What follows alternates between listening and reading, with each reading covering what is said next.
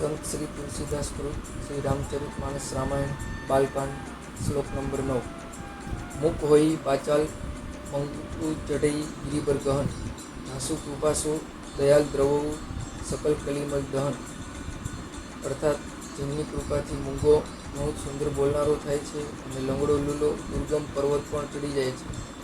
એ કળિયુગના સર્વ પાપોને બાળી નાખનાર દયાળુ ભગવાનની મારી પર મહેર કરો। જય શ્રી